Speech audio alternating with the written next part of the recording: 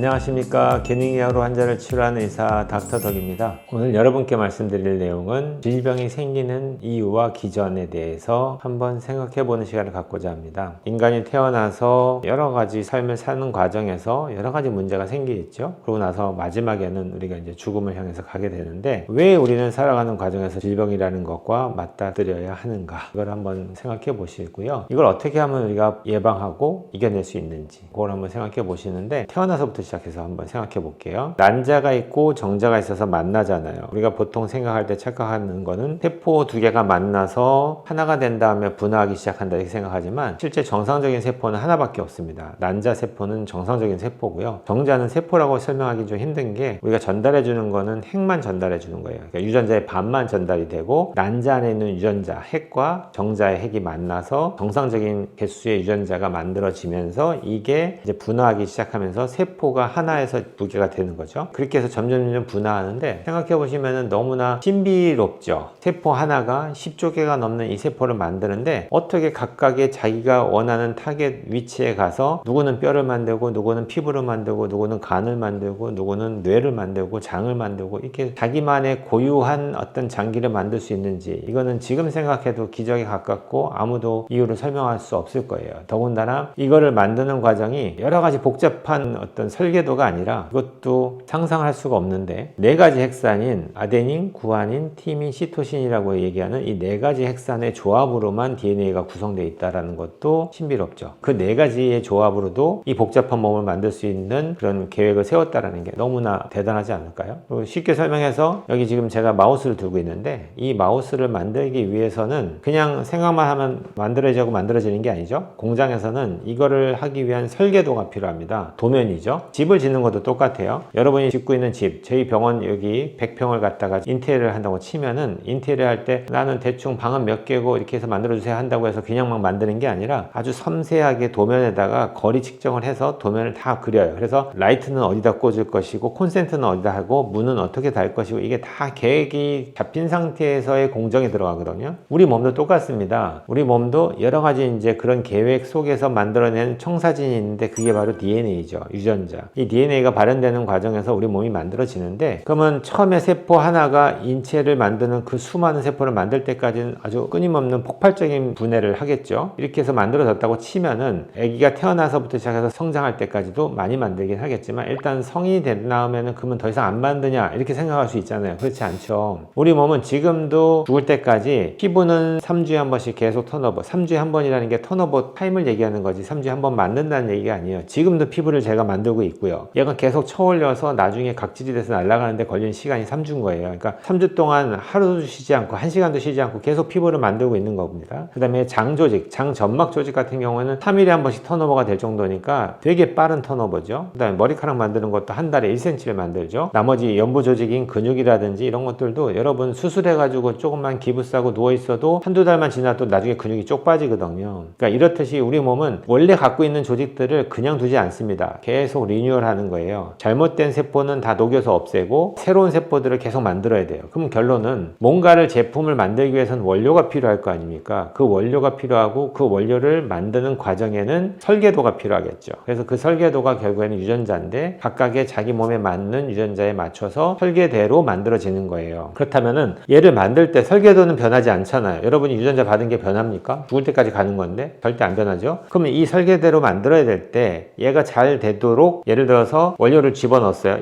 원료를 집어넣은 다음에 얘라는 어떤 뭘 만들어야 된다고 칠게요. 얘가 원료가 들어가서 얘를 만드는데, 근데 문제는 이 만드는 과정이 간단하진 않아요. 우리가 생각하는 것처럼 얘를 딱 넣어주면 뿅 하고 만들어지는 게 아니라 여러 단계를 거쳐야 되고, 그 단계별로도 여러 가지 도움을 줘야 되는 조효소들이 필요해요. 너무나 중요한 조효소들이 필요한데, 그 대표적인 게 우리가 알고 있는, 열심히 여러분께 드리고 있는 비타민입니다. 그 비타민이 이 중간 단계부터 너무나 중요한 역할을 하거든요. 근데 이런 비타민을 내가 먹었을 때 음식을 통해서도 들어올 수 있고 뭘 통해서도 들어올 수 있잖아요. 그러면 어떤 사람은 이게 몸인데 여기 물이 가득 차 있어요 지금. 근데 여기에 수도꼭지가 하나 달렸다고 칠게요. 그러면은 수도꼭지는 매일 틀어져 있습니다. 그럼 물이 계속 쫄쫄 나오겠죠. 그 얘기는 여기 안에 있는 이 물을 내가 계속 쓴다는 얘기입니다. 지금도 쓰고 있고 내일도 쓸 것이고 매일 쓴다는 얘기예요. 그러니까 매일 빠져나가는 거예요. 그러다 보면 이 물이 줄어들겠죠. 그래서 이게 어느 정도 바닥을 보이기 시작하면은 그때는 물이 잘 안 나올 거 아니에요. 근데 나는 써야 되는데 안 나온단 말이에요. 그러면 내 몸이 드디어 이제 락이 걸리기 시작하는 거예요. 문제가 생기기 시작해서 내 몸이 이제 제대로 작동을 못 하게 되고 뭔가는 불편함을 자꾸 호소하시겠죠. 그러니까 그런 상황이 됐을 때 우리가 넣어주면은 얘가 채워지면서 또 물이 제대로 나오면은 잘 쓸 것이고요. 그러니까 그렇게 되는 과정이라고 치면은 얘가 가득 찬 상태가 가장 건강한 상태고요. 얘가 찰랑찰랑한 상태는 좀 위험한 상태겠죠. 근데 문제는 어떤 사람은 여기에 수도꼭지가 하나인 사람이 있고요. 어떤 사람은 수도꼭지가 2개인 사람이 있고요. 어떤 사람은 수도꼭지가 3개인 사람도 있어요. 그러니까 이런 것들을 요즘에는 개별적인 검사를 통해서 확인할 수 있어졌어요. 그러니까 너무나 좋아졌죠, 세상이. 그러니까 옛날에 모를 때는 그냥 막 때려 부었습니다. 많이 드세요 하면서. 근데 요즘에는 디테일한 관리가 되면서 개별적으로 당신은 검사해봤더니 이렇기 때문에 수도꼭지가 다른 사람보다 3개가 더 많으니까 이제는 좀 더 많이 넣어줘야 되겠네요 하면서 더 많이 넣어줄 수 있겠죠. 예, 그것도 가능해졌고요. 두 번째는 이게 영양제인데 얘를 먹게 되면은 내 몸에서 얘가 바로 작용하는 게 아니에요. 얘가 우리 몸에서 여러 단계를 거쳐서 실제 작용을 하는, 액팅을 하는 이런 형태로 바뀐다고 생각해 보세요. 우리 몸에서. 그러면 얘가 실제로 액팅을 하는 건데 기본적인 이 모든 과정이 필요하다 보니까 기본형을 주는 겁니다. 우리가. 얘가 만약에 그런 개념이 없이 뭐 바로 액팅하는 걸 주고 싶다 하면 얘를 넣어주면 되는데 문제는 이 중간 단계가 필요 없느냐? 그게 아니에요. 쓸데없이 만들었을 리가 없잖아요. 창조주가. 그러니까 이 모든 과정이 다 필요한데 이 과정에 필요한 여러 가지 조효소들이 필요할 거 아니에요. 그런 것들이 어떤 사람들은 그 기능이 뭐 20%까지 떨어진 사람이 있고요. 어떤 사람은 60%까지 떨어진 사람도 있고요. 어떤 사람은 50%까지 떨어진 사람도 있고 다 제각각이에요. 근데 요즘에는 그걸 혈액을 통해서 개별적으로 이런 것들의 기능이 얼만큼 떨어지는지 예측할 수 있는 검사법이 개발됐기 때문에 검사를 통해서 여러분이 확인할 방법이 생긴 겁니다. 그러니까 너무 쉬워졌죠. 검사했더니 당신이 유전자의 변이가 이게